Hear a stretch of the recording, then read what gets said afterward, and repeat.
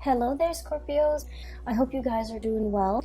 Um, when I was shuffling out this spread for this month, I saw two images, and your reading is very similar to Cancer's reading because I see, like, with Cancer's reading, I saw like a child at the beach.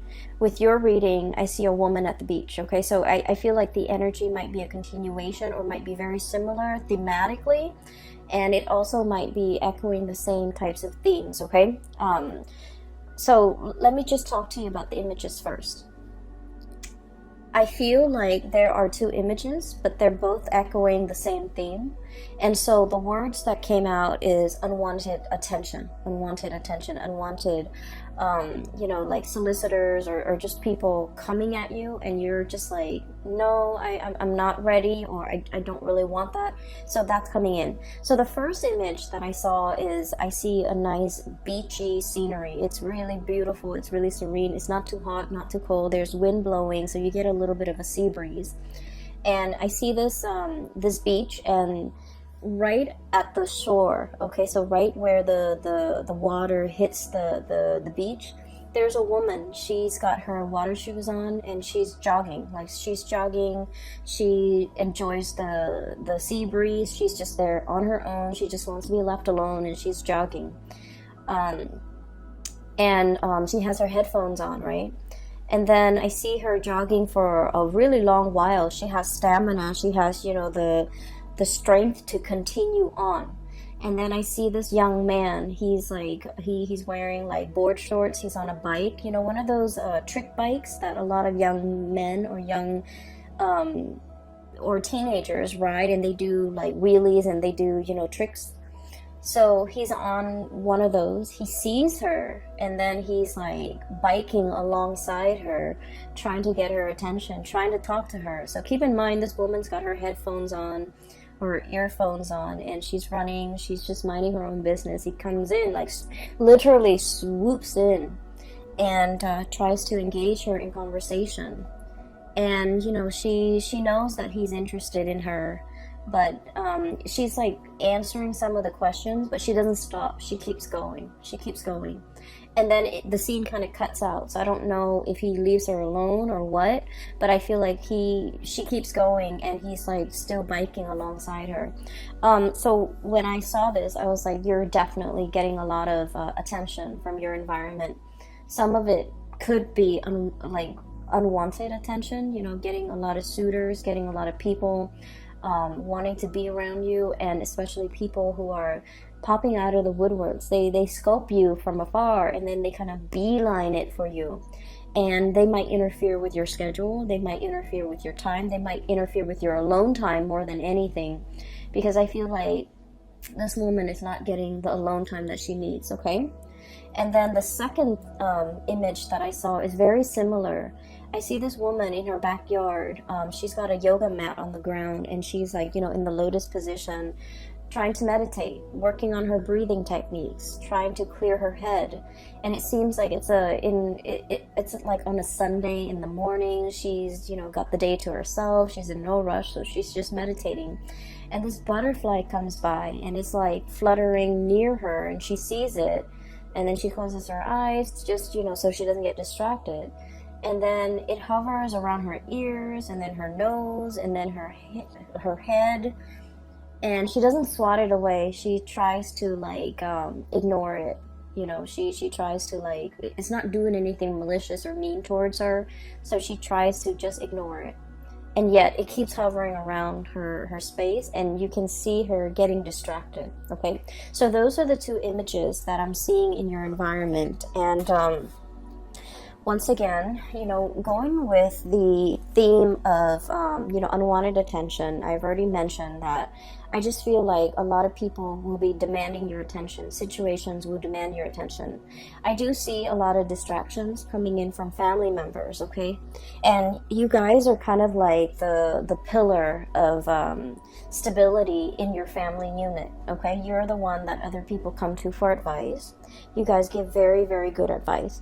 You're the one that people come to when they're in a jam and they need you to somehow bail them out of a tough situation, like literally bailing them out of jail, bailing them out of a crisis. If they have a flat tire, instead of calling AAA or their insurance carrier or, you know, a tow truck, they call you, because you guys are just, they know that you're very dependable and they know you will always be there. So, you know, I feel like some people have no business calling you, but they do, because you're kind of the person that they trust, okay? So I feel like you do it, you want to help, you want to step in, you want to intervene, and you want to alleviate a situation, because you understand that whoever's calling you, they might not even be family members, but they might not have like anybody else in their world to help them with these things, and so they call you. So in a way, when we're entrusted with responsibilities, or when other people really trust us and they can confide in us and they come to us for advice or for help, it can be very flattering, right? It can feel like, oh, okay, this person really puts their trust in me. It can feel very flattering. It can feel very good. However, if it's a situation where it's not about self-help, it's not about self-sufficiency, it's more about, you know, having a crutch that this person relies on, it can be very detrimental. So I feel like it's really important for you to kind of draw your boundaries. Demarcation, okay? Like demarcation comes up.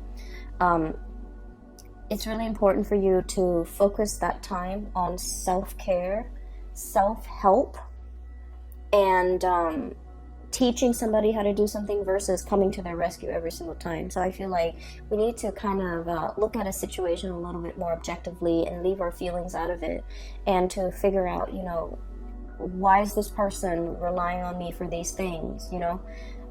Shouldn't they have somebody in their lives that they can ask for help, or shouldn't they learn to be self-sufficient? Call a tow truck, call a, you know, and not a lot of people have the resources to call a tow truck, to call like an insurance company, to call like a mechanic, okay? Not a lot of people have those luxury and just the resources. And so I feel like on an innate level, you understand that they've fallen on some hard times and they need to get back on their feet. So you try to do everything that you can to help a situation. But I feel like it's not just something as straightforward and as clear cut as like getting a flat tire and they're calling you. I feel like it's an emotional response. It's an emotional crutch. It's an emotional way of doing and pattern that they are repeating, where they can't really take care of themselves. And so they might reach out to you to take care of that part of themselves. Does that make sense? So it's really important to understand the difference when someone is in real dire need versus when somebody is just constantly, you know, have you on speed dial, have you through text messages, constantly reaching out and trying to get that attention, okay? I feel like there was a situation in the past, okay? And every couple of days, this person would be coming into the picture. And I feel like you're, right now, something happened in September, and your lack of response has them very down in the dumps, okay? I have here the Five of Cups. This is a situation where somebody's not able to bring their best to a situation. They come with a lot of drama, with a lot of issues. They're not self-sufficient emotionally and physically, and they're just like constantly relying on other people. And the game gets old, okay? This whole concept about, you know, woe is me, it gets old. And then many people from in their lives, in their social circle, have called it quits. They just can't handle this codependency. And so I feel like you're dealing with somebody who has driven people away, who has fallen on some hard times, emotional hard times.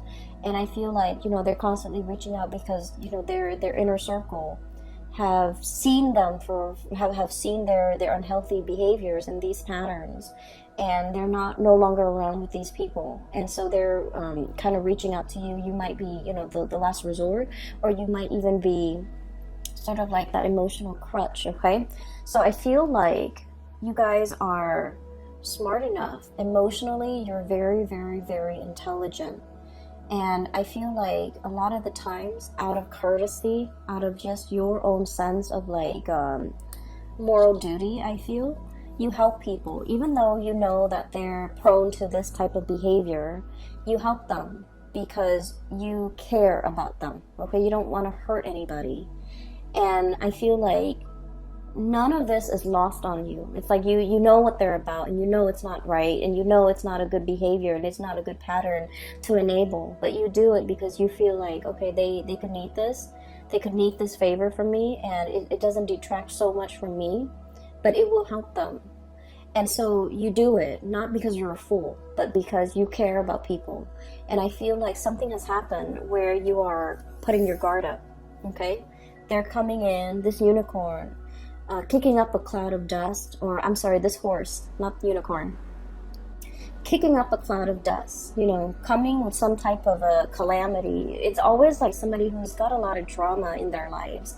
There's always some type of a, there's always some type of a chaos or some type of a time-sensitive issue. Like a lot of drama is what I'm seeing. A lot of hoof beats and drum beats and a lot of noise and calamity in their wake. And I feel like you're sensing that it's coming intuitively. You guys are sensing that there's something coming into the picture. And you're at a point where your guard is up, your walls are up, you're demarcating, you know, that line in the sand.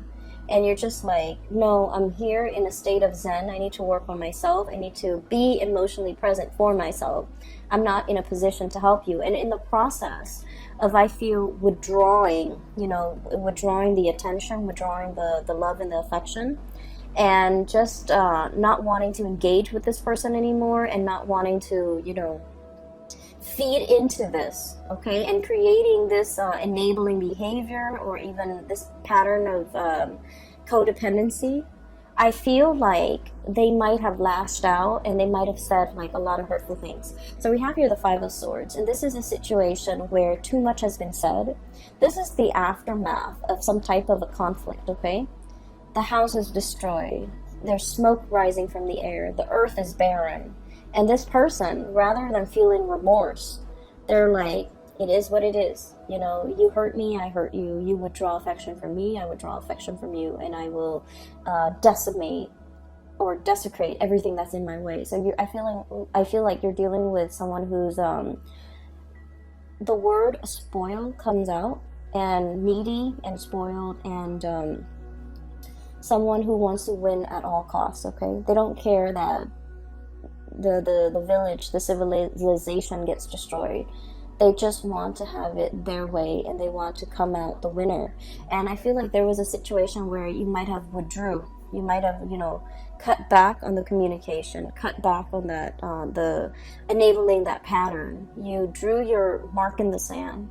And I feel like somebody was not happy, and I feel like they might have tried to egg you on, or they might have tried to, you know, do a lot of things for attention getting, okay? Reverting to like childish behavior, attention getting, and things like that. And I feel like this isn't somebody who is on the forefront of your world in the month of October, but you're going to hear bits and snippets about them. And I feel like it's going to make you, it's kind of like validation and proof that I'm so glad I withdrew. I'm so glad I'm no longer in it, and I'm so glad that person is no longer in my life. So you're getting some type of validation where your intuition was telling you all along to kind of like, you know, put an end to this, sever the situation, cut ties. And I felt like you cared about them. You don't want to hurt anybody. And so you kind of let it, you know, drag on. And then whenever you put a stop to it, you're getting immediate validation, especially for the month of October 2019, that it was the right thing to do. I did it at the right time, because, you know, they kind of spiral out of control. I'm seeing this spiral of smoke, and I feel like there is somebody who's not able, when they're not able to get the attention that they want, they revert to, you know, very self-defeating behaviors, okay?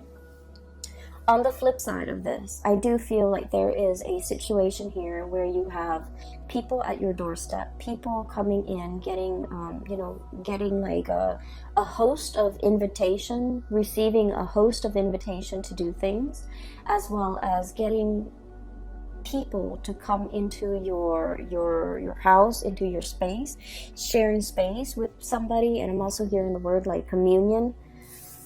both of these cards, these are wonderful cards. This is about, you know, family, solidarity, and people getting together. And this is about, you know, sharing toys, playing together, as well as sharing, like, you know, having that sense of communion and community with another person. I feel for many of you, this is a significant other that you might be dealing with.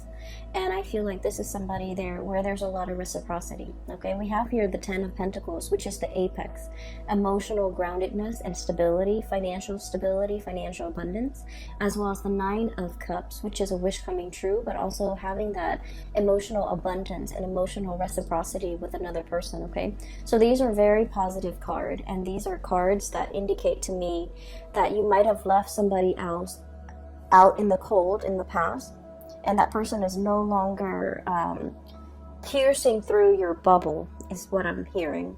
They're no longer affecting you on an emotional level. You've learned to detach emotionally, and you've learned to kind of like let them be self-sufficient, let them figure things out on their own, let them resolve issues on their own. And as a result of that, you've resurrected these walls in this bubble, and you're taking care of the people that really matter to you, where there's that equal sense of stability and reciprocity. You were dealing with a taker, Scorpios, someone who took from you. And I'm serious when I say, like, every time they come in, there's like some type of a calamity, some type of a situation that they put themselves in. And it could have been prevented, but it was just, you know, choices, decisions that they made to always put themselves into these dire circumstances. And so you had to remove yourself from that energy, and you had to, you know, focus on you and your relationships and the people that matter.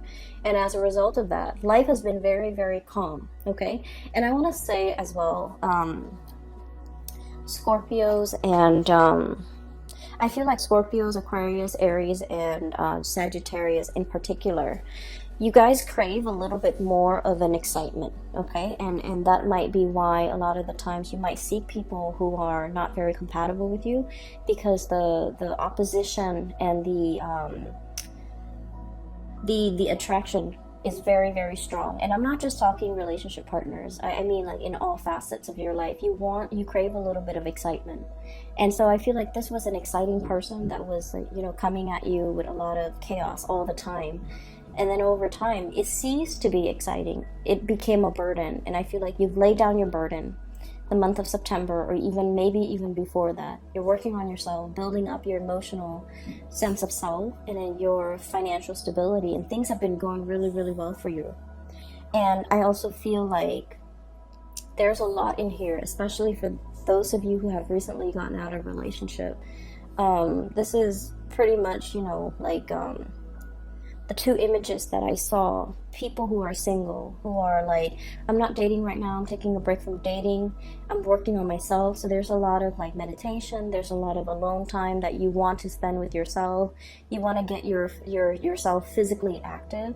You want to get yourself like in shape. You want to take care of yourself. It's not about just, you know, looking good. It's more about like being a whole person, healing yourself from the inside out, eating right, exercising, taking care of yourself, meditating. So taking care of yourself, mind, body, and soul. Okay, we have a recovery phase. We have this as a spiritual breakthrough, realizing areas that might be off kilter or might be off balance, and working on these things, doing a spiritual cleansing, doing a physical cleansing, and cleansing areas of your life that have been blocked. So if you feel like somebody's energy is negative, you're going to not engage with them. If you feel like someone's taking a lot of your time and you don't even have time for yourself, you're choosing not to engage in that way. You're learning to draw boundaries. So this is a lot about self-care, self-work, healing. And I feel like, you know, it doesn't have to be, oh, right after a breakup, then we go on a binge or whatever. This is just, you know, figuring out that I haven't had a lot of time for myself. I've been taking care of too many things. I need some downtime. I'm going to find some downtime. I'm going to make room and prioritize that. And I feel like for some of you, there might have been like some I'm seeing like food allergies. I'm seeing like issues when it comes to digestions as well, because this is really prone to overeating as well. Okay, so I feel like you might be doing a cleanse. You might be doing some type of a dietary change, and you're taking it one step at a time. Okay, so testing the waters, doing things in moderation, not doing things in excess. And I feel like this is all areas of your life. And so what I'm sensing as well is there's a situation here where you're very much focused on that, and vibrationally and spiritually you're on a very, very high level. You're aware of what you need to do, and you're aware of the behaviors from other people that have not been conducive for healing and for, you know, really spending time with yourself. And so you're on this path, on this journey here towards self-care, learning to put yourself first, learning to, you know, understanding, I feel that just because we love somebody, it doesn't mean we want to enable bad behaviors. Okay, it's not about calling people out on it and being mean. It's just about detaching yourself from things that are not good for you and focusing on self-care. And when we are focused solely on self-care, we are ascending. And I feel like your vibration is really high, and a lot of people energetically, they feel that, and they do cling on to you.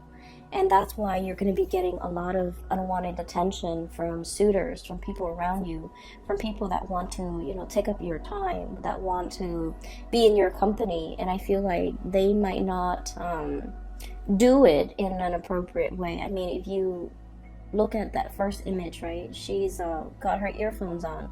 She doesn't want to have a conversation. She's at the beach, she's running, and the guy just keeps pestering her. Okay, so it's like, it's very inconsiderate, and it's like clueless, not being able to, he's not able to read the social cues. She's trying to be nice, and we don't know how the scene ends, but she's trying to be nice and he's not getting it. So I feel like you need to be a lot more expressive with your emotional needs, Scorpios, and you need to, you know, kind of let people know whether or not they are infringing upon your space, or your energy, okay, and whether or not they're really taking from you. So that's like pretty much the first 6 cards, okay. What I do sense here is there's a situation. I feel like there's like an undertaking that is very, very big, okay. We have here the Temperance card, and this is a card about moderation, small steps, one foot in front of the other, and we keep walking, okay. So it's like doing something, and the Temperance card it's about holding back a little bit, doing things in a very methodical manner. And so what we're seeing is, you know, the angel pouring the water from the 2 cups, right, one cup into the other. It has to be done in a very meticulous manner, in the right time, in the right fashion, so that the water doesn't spill out. So there's something that requires a lot of calculation. It requires a lot of research. It requires a lot of thinking over, mulling over, trying to figure things out, trying to itemize, trying to like get all the moving parts all lined up into place so that everything moves at the same time. So I feel like there's a big undertaking, a big endeavor. It's linked up here with the High Priestess, and both of these are major arcana cards. And I feel like there's a situation here where you are very, very nervous, you're very trepidatious, you're very like, I wonder if it's the right time. I wonder if I should do this today or tomorrow.